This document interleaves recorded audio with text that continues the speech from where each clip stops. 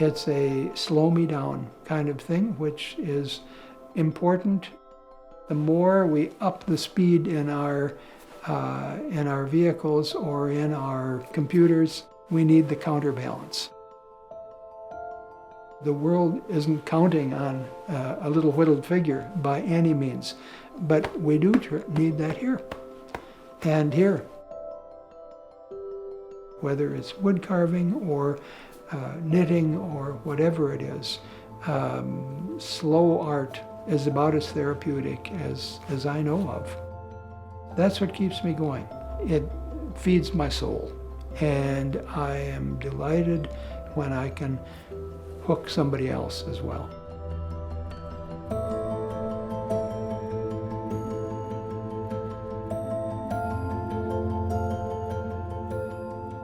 My first exposure really to wood carving was when I was about 7 years old.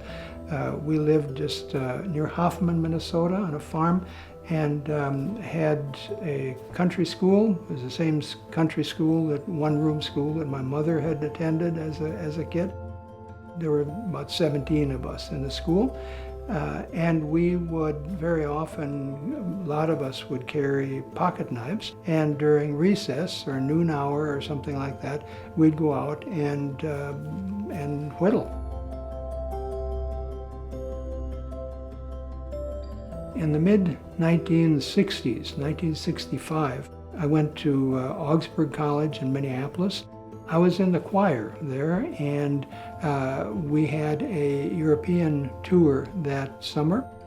Oftentimes we would sing our concerts in the evenings, but in the daytime we would be in these small towns or bigger towns, and we would just kind of wander up and down the streets and look around and drink in all we could there of the culture and the color that we saw.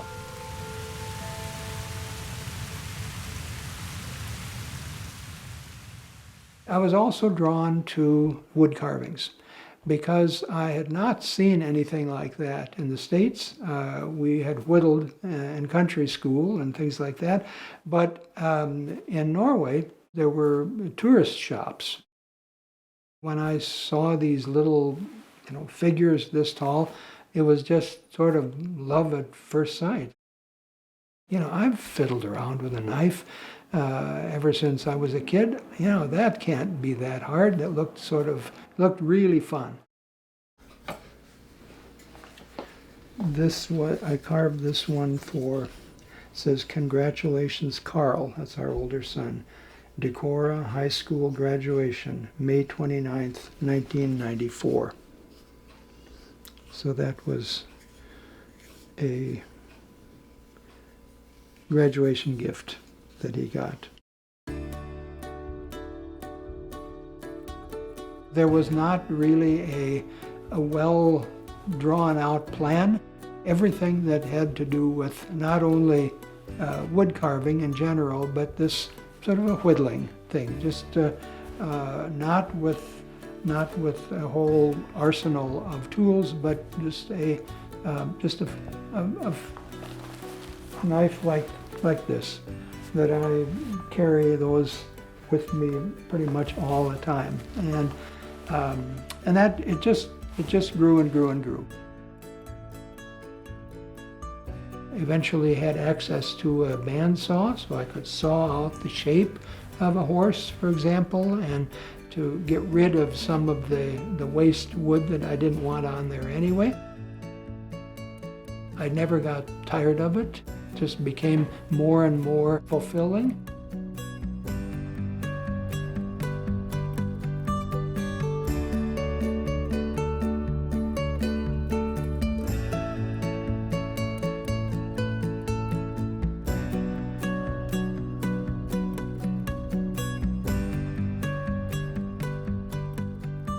This is his knighthood award. Have you seen this one?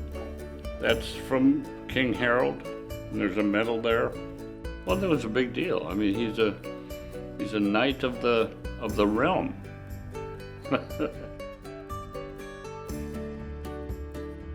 Before Harley and Norma were married, we were both head residents in a dormitory, and we would sit together and carve in the evenings.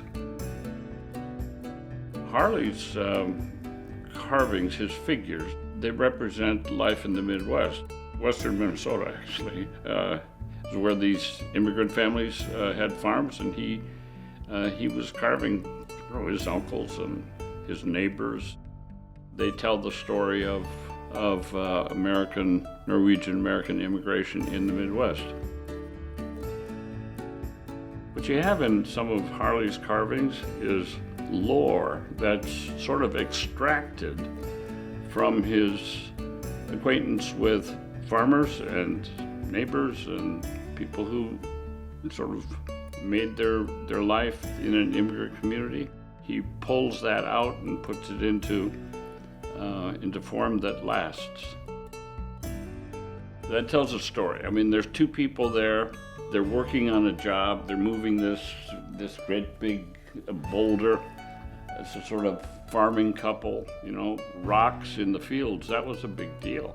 He's showing how they would work together on the farm, and that's one of my favorites.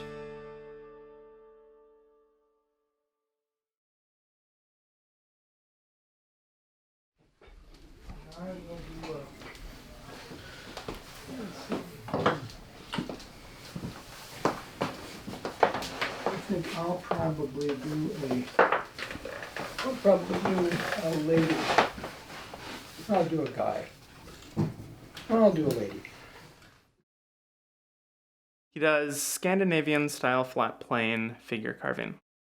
So sort of a rough, minimalist style with a single knife. As the name implies, it's these flat planes rather than having very smooth cuts. It's different than maybe than a fine art painting. It was the art of the common person. They had a single knife. They would carve figures, they would carve spoons, utilitarian objects. Sometimes it was just embellishments. It was something that was accessible. Everyone had the tools, everyone had a knife. Like many folk art styles, it evolved from one person passing it on to another. This basswood is about the most friendly and very, very commonly used wood when it comes to carving. Much better than what I'm carving. So with the spoon, especially like a hardwood like this, when it's wet, when it's green, it's softer, it's a little easier to carve. So if you keep it in the freezer, that retains the moisture, and then I can pull this out of the freezer and let it thaw, and it's as if I just cut it down. It's much harder when it's dry. In addition to the grain, it's so much stronger than basswood, so you can get you can get a spoon or whatever real thin and nice. It's not a chunky fat spoon. Mm-hmm.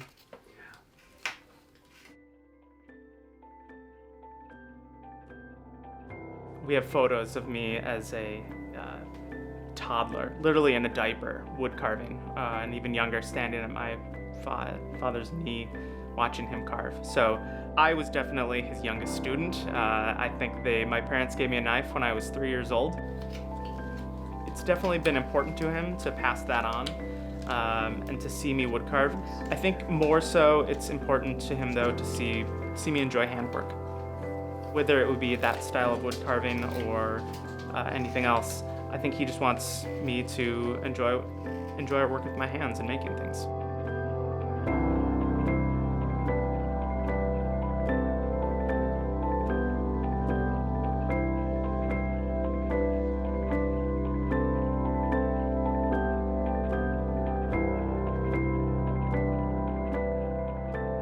As a family, we lived in Norway. Our two boys went to school there. One was in kindergarten and one was in about third grade.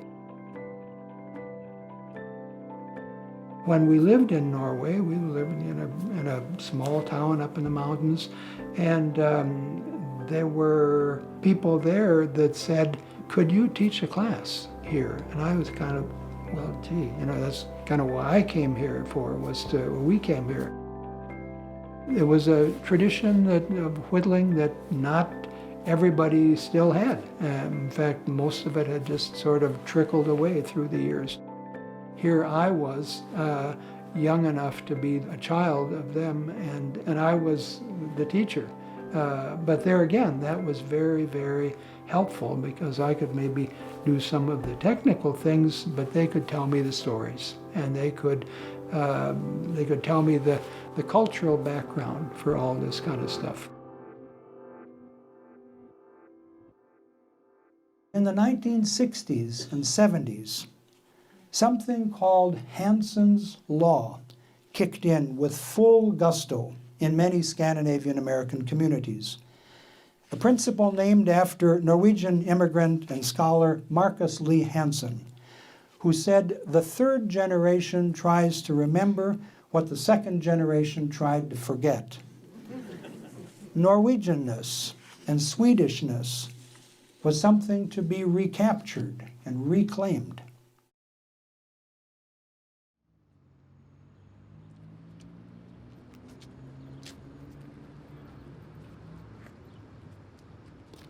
Even before we went to Norway, we had been involved with Vesterheim Museum here in Decorah that has a wonderful, wonderful collection of wood carvings. And so when we came back from Norway, then I was invited to teach courses down here. Finally, I was teaching classes in areas around here, but also getting invitations from Alaska and Florida and California and Vermont, sort of all over the place, and then also in Norway. So I was flying over to Norway and also to Sweden to teach classes there too.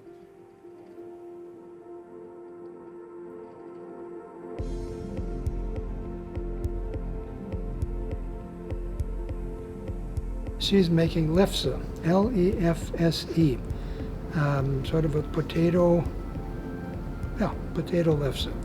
And she's taken part of that away, made a little ball about the size of a baseball, and then rolls it out so it's like a great big placemat. And then you put wonderful things on it like butter, sugar, and more sugar, and brown sugar, and then roll that up and eat it. I can't put it exactly in real succinct words in a sentence or two, but any kind of handwork. So regardless of the material, if it's leather or if it's wood or if it's metal, it gets one out of oneself.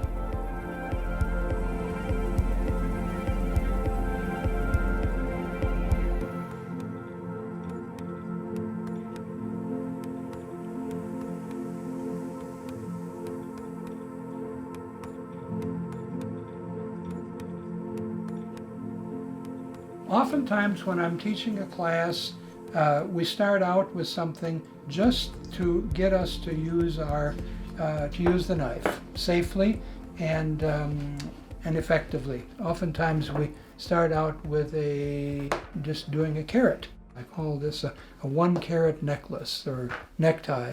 I use a lot of those. And I'll just go all the way around here. Now, so this is going to be the green, this is going to be the orange. So, first thing I want to do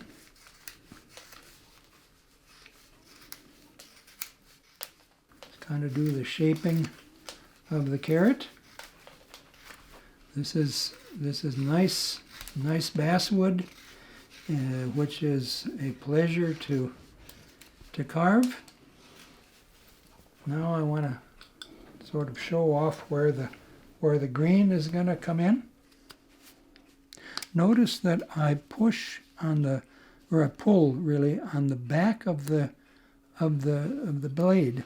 I push with my thumb, push it through like that. So I'm not employing all the strength that possible with my right hand, and I'm right-handed.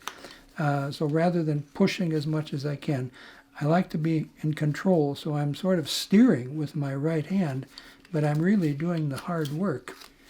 I'm pushing it along. The motor is my thumb of my left hand. Notice here that I'm not trying to make it as round as a dowel, for example. I like the facets, and that's one of the joys that I like when it comes to this kind of carving. I don't want it smooth. I want it so that it looks like it was carved. It has these facets so that when a person turns it so that the light strikes it, so that there's a bounce there of color, and because of the shadow. And I always wear a bigger knife that has a thicker blade, and then I just go like this, and that gives those lines that say carrot. This one was sawn on a saw, so it's a straight 90-degree thing across the top there. That's a little bit unnatural there, so I'm going to just shape that a little bit more so it looks more like a real carrot. Make some marks across the top there that give the feel now of a carrot that has just been plucked from the garden and washed, and it'll go on the table for the beginning of a meal real soon now.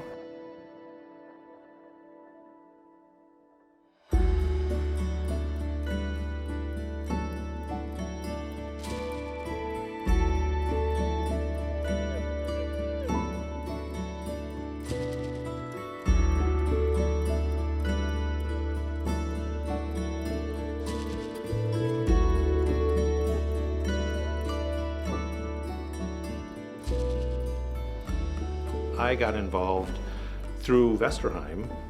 They were offering a wood carving course, and my son, who at that time was in middle school, I think, we thought it'd be a kind of a fun thing to do together. And so we signed up for a course that Harley was teaching and did it together, just a weekend course on some of the normal figure carving that he does, and really fell in love with it. This is actually a knife that I made for carving. Yes. So it's just it's kind of stuck with me for a while. That's an awesome It's one. just Can kind I of- look at you? Gee, that's nice. That's beautiful. I think it was about a year later maybe, where the Iowa Arts Council offered a master apprentice program. Harley called me up and said, listen, there's this opportunity. And he said, are you interested? And I said, absolutely. And then once that started, we met every week, either over here at his place or at my place, and we would carve for a couple of hours. He has a very beautiful profile there. He is. He's not. That's Well, this nice. is one of the first ones that I did with his head turned. Even if you turn it 10 degrees. Right, Yeah. makes a difference. Right. Yeah, Rather I- than Right. like that. No, I agree. Otherwise, it looks like they're on a poster in the post office or something. You know, That's it's like right. the like, wanted poster. like her face, just that Yeah. few degrees. Yeah.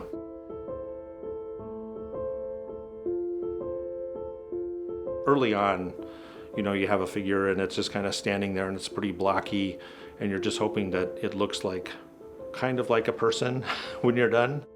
And as you get further along, then you learn how to kind of turn their head so it looks like there's more action in the piece and looks like that figure is thinking or doing something like fishing or hiking. As you progress, you start putting more action or the idea of action into the carving. And that's kind of one of the ideas behind the Scandinavian carving, is giving this idea that you have this figure that looks like it's doing something or has personality with the fewest number of strokes, the fewest number of cuts. And that way you have the simplicity of the carving, but yet the complexity of the figure that you're making. And that's a tricky thing to match up. Harley does it masterfully. That's part of the fun, I think, is seeing how much how much I can do with, or how much of a story I can tell with as few cuts as possible, rather than just putting more and more detail in there. Here, my goal is to make it more spare, rather than only realistic.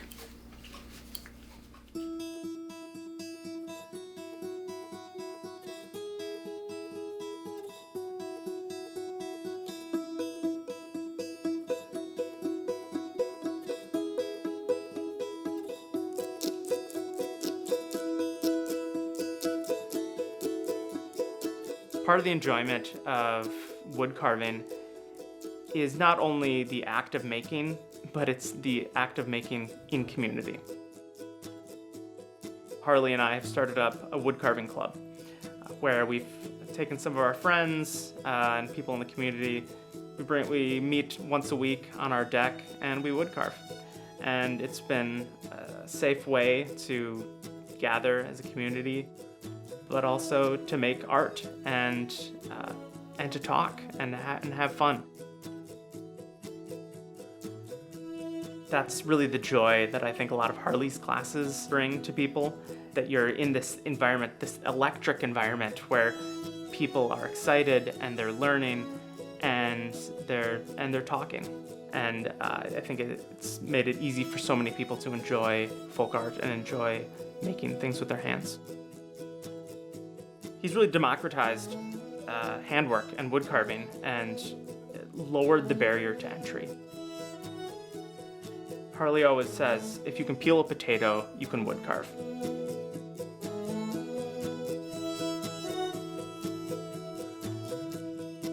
I'm delighted that this weekend features the work and the presence of a group of more than a dozen delightful, inspired, and inspiring students from Luther College in Decorah. As of today, they've been wood carvers for exactly 17 days. One of them is studying art. The rest of them are studying biology, Spanish, environmental studies, nursing, accounting. But I have a hope and a hunch that there'll be a pile of wood chips in their future as well. Even if they don't make their living with their carving, I hope they won't be able to live without it.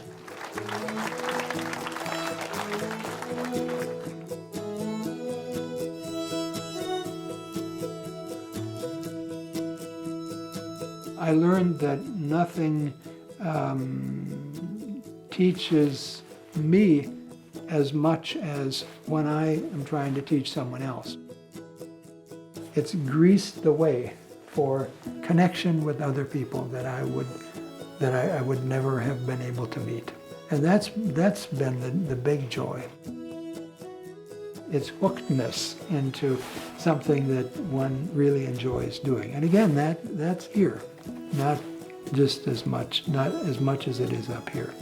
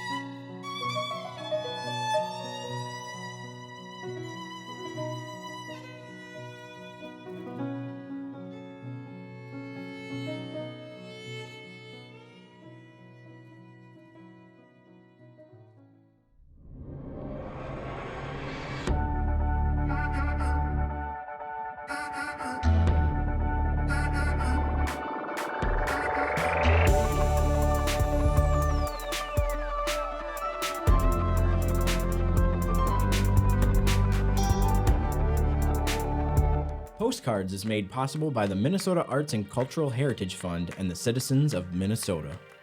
Additional support provided by Margaret A. Cargill Philanthropies, Mark and Margaret Yakel-Julien on behalf of Shalom Hill Farms, a retreat and conference center in a prairie setting near Windham, Minnesota.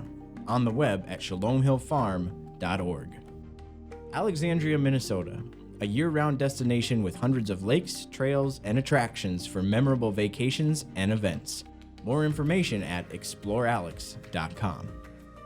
The Lake Region Arts Council's Arts Calendar, an arts and cultural heritage funded digital calendar showcasing upcoming art events and opportunities for artists in West Central Minnesota. On the web at lrac4calendar.org. Playing today's new music plus your favorite hits, 96.7 Cram. Online at 967cram.com.